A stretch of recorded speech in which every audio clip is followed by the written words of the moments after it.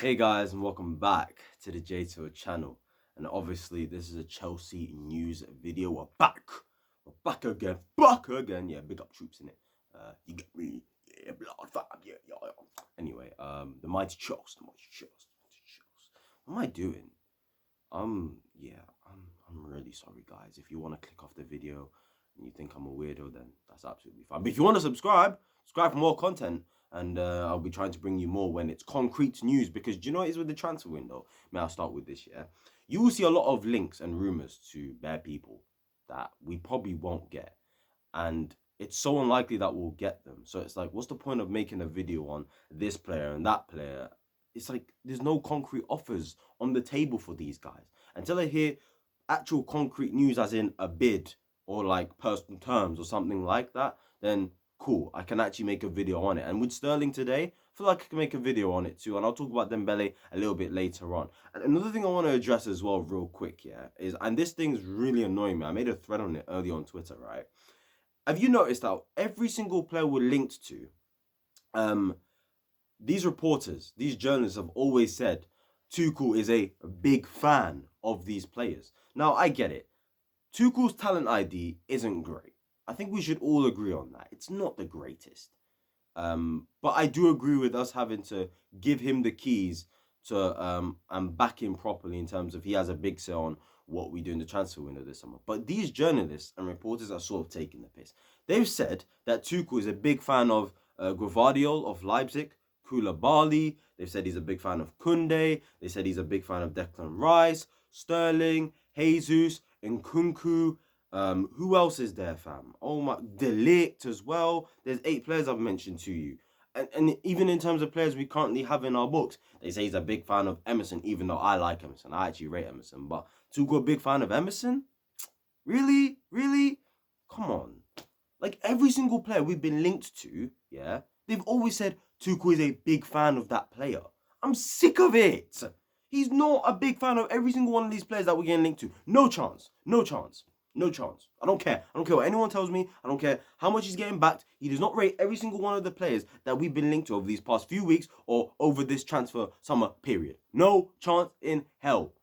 They're taking the piss, and they're using his name, yeah, to make sure that the fans back whoever these journalists and reporters are saying we're linked to. I guarantee you it, bro. Yeah. See, I'm sorry for that rant. It's just really annoying. Like Ake's a new one today. I'm not even gonna talk about Ake today, but he's a new one today. Oh, Tuchel's a big fan of him. No, he's not. Oh my days. What am I going to hear next? Thomas Tuchel's a big fan of Thomas Soucek of West Ham or something like that. Or he's a big fan of Harry Maguire of Manchester United. Give me a break, man. Pisses me off. I'm really sorry for that rant, but I'm sick of just seeing reports of every single player we're linked to saying Thomas Tuchel is a big fan. Thomas Tuchel loves this player. It's bullshit. God damn. Anyway, Sterling. Raheem Sterling has been linked with a move to Chelsea for quite a while now. I've been seeing for a couple of weeks, maybe nearly a month, that Sterling to Chelsea is something that could happen. Sterling to Chelsea is something we should keep our eyes on. And obviously, there's been some developments over the past 24 hours, including today as well, of Marzio and Fabrizio and all these guys as well. Obviously, I'm mainly going to talk about Marzio's one because his is more recent as well. With Marzio, he has said that Chelsea are closing in on a deal with Manchester City for Raheem Sterling, a deal worth around £35 million, which is really, really cheap. Although Sky Sports later on did say that it'd take nearer to 60 million to actually sign Raheem Sterling, despite having a year left on his contract. And to be fair, with Sterling, I have seen that 60 million price tag, somewhere between 50 and 60 million. That's the price tag I've seen being flown around his head. For me, it wouldn't make sense for Manchester City to sell Raheem Sterling to us for £35 million only. If they're doing that, then there must be some crazy add-ons onto it, if you get what I'm saying. Or maybe they want to get him off the wage bill, because I looked at the wage bill. Oh my days! 300 grand! 300 grand he earns at Manchester City. You know, if he's coming to my football club, you better take a huge wage cut, son. Because I am not having another attacker on ridiculous money that ain't gonna perform. If it's not guaranteed that he's gonna perform. And I couldn't give a shit if he has Premier League experience. Romelu Lukaku has Premier League experience, yeah? He done crap for us here. So I'm not hearing that Premier League experience. BS. 300 grand a week is ridiculous, yeah? So this is another thing, we'll question with Sterling as well. Like, what's his intentions? Because I know people are saying he's a London boy, innit? He's a London boy. He's from London. He wants to come back to the ends. Yeah? Link up with the mandem. I get that. But come on. What's your true intention? What's your true intentions, brother? You're earning 300k a week at City. Like, why would you want to leave City? Pep Guardiola? 4 titles? I don't get it.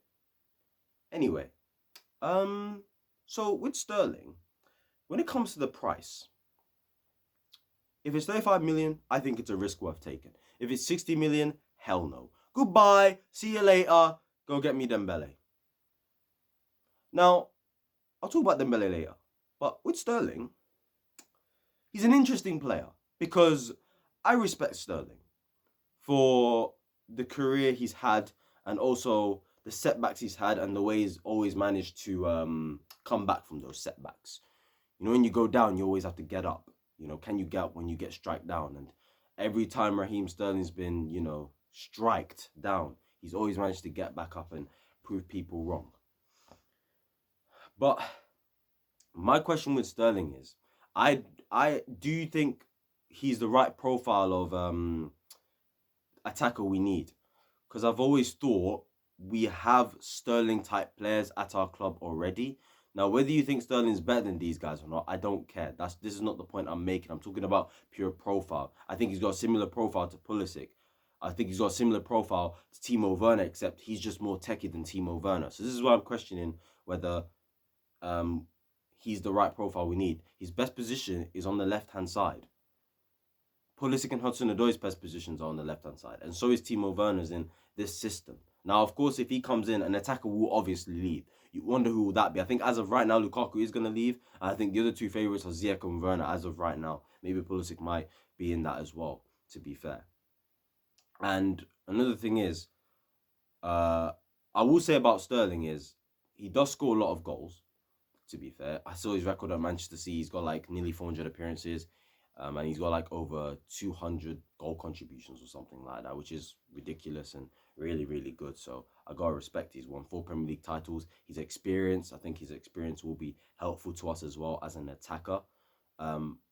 But I just think we could do better than Sterling. That's always what I felt like. And when you actually deep it, yeah, people will say he upgrades our attack. I hear that, but at the same time, Emmanuel Dennis of Watford upgrades our attack.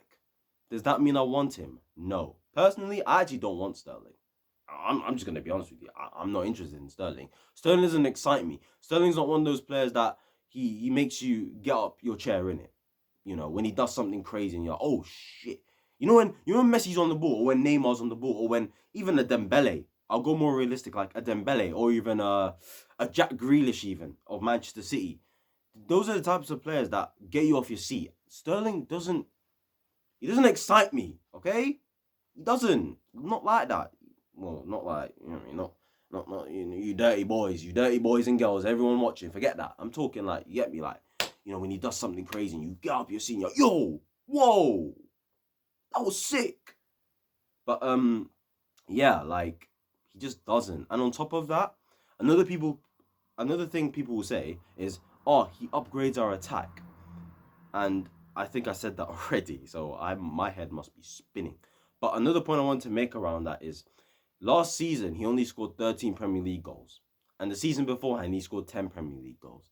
Now, that is poor for me. And the reason why I say that's poor for me is, consider what system he plays in. He plays for Pep Guardiola. He plays for Manchester City, the most attacking team. Well, they're not Liverpool, the most attacking team in the Premier League. But like Manchester City, the way they play football, the way they attack teams, they create the most chances out of everyone in the league. Okay, they create double, triple the amount of chances that we do. And the thing is with Sterling as well, he's also known for missing quite a lot of sitters. There's quite a lot of sitters. There's even a comp out there of the sitters he's missed. And some of those sitters he's missed, They're worse than some of the sitters I've seen Pulisic miss, Hudson-Odoi miss, and Timo Werner miss. Even Mason Mount, Kai Havertz. Yeah, some of the misses Sterling's had is shocking. It's absolutely shocking. And I just think to myself, if he came in on his own, it's just going to be another player that probably won't get 10 Premier League goals and will probably miss sitters like everyone else. But unless we bring in an Nkunku alongside him, a Dembele alongside him as well, then that would be okay. If we brought on those two or maybe one of them alongside him, then that's okay because overall it does upgrade our attack. But if it's just Sterling on his own, then I'm sorry, that's shocking. And another thing I've seen over Dembele, I'm going to move on quickly to Dembele, is Nathan Gisson obviously reported that Chelsea are concerned about his injury record. And that's made me think, okay, if it comes to a point where Chelsea have to choose between Raheem Sterling and Dembele, if they choose Sterling, that's shocking. That's just shocking, in my opinion. Dembele should be the first choice attacker that we should get, okay? Because as much as his goal scoring record isn't good, like I said, he's just a profile winger we need. We need a quick, creative midfielder who could just do something out of nothing. And Dembele is that guy. I don't think Sterling is that guy. And I think that is exactly what we need to upgrade our attack, if you get what I'm saying. So that's just my opinion, guys. I want to know what you guys think of Sterling because I've always found him just to be an interesting player. Like, don't get me wrong, he's versatile, he's experienced. Yes, he can bring us goals, but I feel like his goal tallies over the last few seasons have gotten worse and worse and worse, in my opinion. And I'm sorry, if your goal tally at Manchester City is getting worse and worse, then what makes you think he's going to come to Chelsea and cook? Now, I'm not saying Sterling as a player is declining because, to be fair, he always plays well for England. So he's not declining at all. He's actually quite young still, 27 years old. He's still got a couple years left in the game. As long as he's got pace, then cool. And I feel like with Sterling, there's a reason why I said he's like a Timo Werner. Like, you know, they both get into really good positions, really good goal scoring positions. And I just feel like they both rely on their pace quite a lot as well. And on top of that as well, I'm not being funny, but we're trying to catch up to Manchester City and Liverpool here. And we're trying to sign their, I don't want to call them scrubs, but we're signing their backup dancers, man. We're signing leftovers. We're signing just their backup players, bro. Like Ake. I saw the Ake links today. I mean, come on. He doesn't play for them. He's not good enough to start for them every week. He may be good on the ball, and that's why City bought him. But them man are going now for Cucurella and that, and ain't Nori and that. And normally I've seen Ake play at left back for Man City this season. He's not going to play at centre back because he's not better than Laporte, is he? He's not better than Diaz. He's not better than Stones. So I just feel like us going for Manchester City's backup dancers, backup players, isn't going to get us to actually catch up to them. Because if Man City are happy to let this guy go, then why the hell are we going after him in the first place if they're happy to let him go? Because people will say to me, oh, but he's been at Manchester City for... How long has he been at Man City for, by the way? 6 years, right? Or 7 years. He's been there since 2015. So 7 years he's been at Manchester City for. And people may say, oh, Man City just need, you know, a new fresh pair of, you know, players. You know? They just need a couple more players. You know, just refresh the squad in a way. Well, if that's the case, why ain't Kevin De Bruyne left then? He's been there the same amount of years as Sterling. Oh, because Kevin De Bruyne still keeps performing at the high level when Pep plays him. And clearly when Sterling plays for Pep, Sterling doesn't give the same output or the same consistency or the same type of performances. Because if Sterling was given the same type of performances, if Sterling kept up the consistency he had 3-4 years ago, I guarantee he would have had a new contract by now. But he's not. That's why he's got a year left. Now, unless he wants to leave, in which I haven't seen a report saying he wants to leave Manchester City. I've seen reports that Jesus wants to leave Manchester City, but I've not seen the same for Sterling. Sterling is exploring his options. I'm just saying. Going after Man City's backup dancers ain't the best idea. I prefer the likes of Nkunku. I prefer the likes of Dembele in it. Those are just a few names. You want me to name more? I'm not going to do that because I'm not a scout. So, yeah, hold that. I just believe we could do better than Sterling. That's all. I've given my positives. I've given my negatives as well. I don't know what you guys think of that situation. And obviously Dembele, like I said, if it was to come down to between him and Dembele, for me, I'm picking Dembele, even though the injury concerns are a genuine frightening situation. So, yeah, tell me what you guys thought of this video. Was I chatting shit, chatting nonsense? You think, oh, what are we talking about? He has over 100 goals, you know. He'd be clear about all of our attackers and stuff like that. Or do you agree with me and think, yeah, he'd be better than our attackers, but anyone at this rate would be better than our attackers if they came in. Let's just keep things real. And do you think we could do better? So, yeah, like, comment, subscribe, turn on post notifications, follow my social media down below. I was supposed to talk about other things, but like I was supposed to talk about Dembele on a deeper level, but like I don't know, the Sterling thing took over, and also my little rant at the beginning took over as well. So I'm really sorry for that, guys. But I just wanted to know your thoughts on Raheem Sterling and whether we should get him or not. The price is key as well, by the way. If it's 35 million, then it could be a risk worth. Could be worth it. But if it's 60 million, hell no. Anyway, see you later. Bye.